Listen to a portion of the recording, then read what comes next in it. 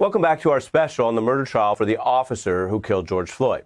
I mentioned earlier tonight, the very fact this trial is happening is rare in America. Police killings are just rarely charged, even when those killed are unarmed and they themselves are not suspected of any serious crime. Even rarer are convictions of officers. This bears keeping in mind. Only 5 officers have been convicted of murder in the past 15 years. You can see right here, those few convictions have come more recently for on-duty shootings. Now, there's no single factor in tracking change, but public pressure has altered who some of the top prosecutors are in certain areas and changed the dynamics for some of these decisions. And some states have new laws providing more independent mechanisms for whether to charge officers.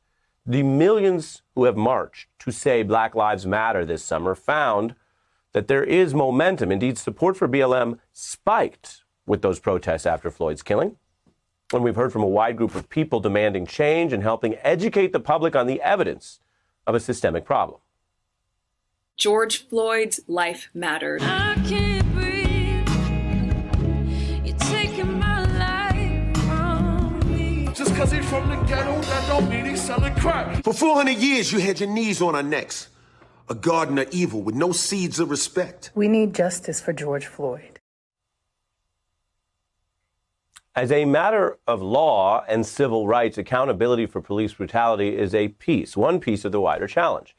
This trial is a response to a steady problem that advocates want to change. Why do they want to change it? Well, for starters, so these kind of trials aren't necessary. As you watch this trial begin tomorrow, keep in mind the rate of U.S. police shootings and killings holds steady. It looks to be on that same track this year, 2021. And the goal of civil rights leaders here is not to just put police on trial. It's to reform a system so police stop killing innocent people and have to be put on trial at all.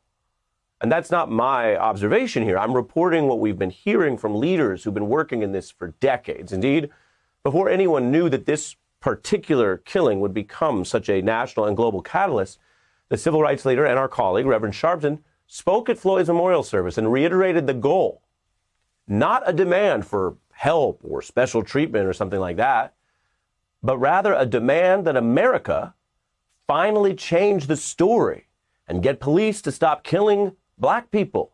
As Sharpton put it simply and sadly, quote, get your knee off our necks. George Floyd's story has been the story of Black folks. Because ever since 401 years ago, the reason we could never be who we wanted and dreamed to be in is you kept your knee on our neck. It's time for us to stand up in George's name and say, get your knee off our necks.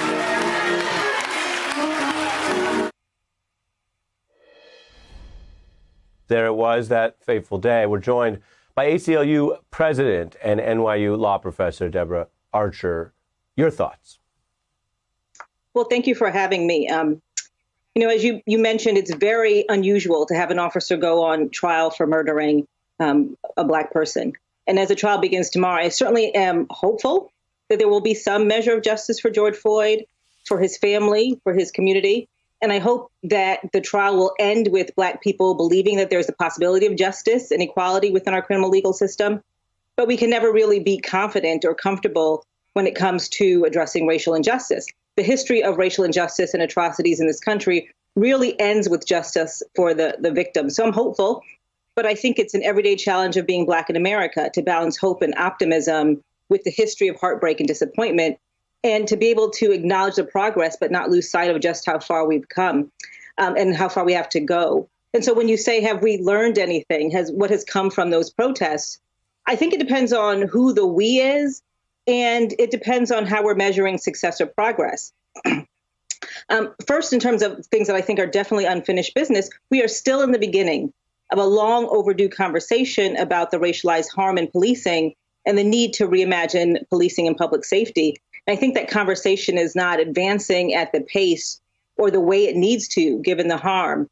But in the end, today, we're still using police as tools to subjugate, control, regulate and devalue Black people. And today, law enforcement still operates to control Black people through a system that's really characterized by systemic racism. If we look back, we can reflect on changes in how police officers do their jobs and engage with the community, how police officers are hired, trained, disciplined, and held accountable. And we can look at whether we've made progress in beginning to unravel the systemic racism that has woven itself into our policing system over centuries, and do the actual work to build stronger and safer communities. And I'm not sure that we've made the progress that anyone has hoped for or the kind of progress that we've been promised. I think we can start with how officers do their jobs and engage with the community. If we just look at the past few months, we can compare the way that an elected Black member of the Georgia's legislature was dragged out of the state capitol by police for doing the job she was elected to do, or how New York police restrained, handcuffed, and pepper sprayed a distraught 9-year-old Black girl, compared to how a white man who had just shot and killed 8 people, mostly Asian women, was armed and dangerous, and he was peacefully taken into custody, and how he was treated with kindness and empathy. And we continue to see murders at the hands of police following the murder of George Floyd, Breonna Taylor, Rashawn Brooks, and so many others. We saw historic protests demanding justice and end to systemic violence. And then the police responded by inflicting that same violence on Black and brown people who were demanding justice and accountability for their communities. So I'm not sure how far we've actually come. Yeah, that all makes sense. I'm curious what you think about the paradox that it often takes the individual case, a person, a video, the face, the humanizing part of that to get more people on board. And yet justice in the broadest sense is not freighted on just the outcome of a single case. So everyone now for the next few weeks may focus on this, and yet you just walk through the type of reforms that are broader. What do you say to that in the context of the fact that any perception of minimizing the outcome or where the jury lands would be seen in some circles, some civil rights circles, as just soft. But a lot of leaders we hear from say the most important thing is not what 12 people are going to do. That's just a process, but having the systemic reform in state houses around the country. Yeah, that's absolutely correct. Unfortunately, it does take the death of individuals, harm to individuals, to galvanize change and to calls for accountability. But beyond accountability for individual bad actors, we need to see systemic accountability. We should hold individuals accountable. But how will we actually confront the systems of racism that are embedded in our policing system? That will take more than holding individual purveyors of harm accountable, because there are more Derek Chauvins than there are jail cells, and holding those individuals accountable doesn't get to the underlying systemic inequality. The underlying problem with policing isn't just lack of oversight policies or more training or better procedures or putting our hopes on one trial.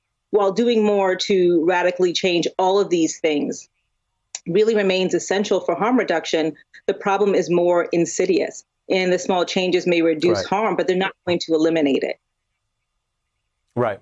Which goes to actually having a wider cultural political reckoning that makes real change. So the incentives are proactive and not responding to the worst of the worst.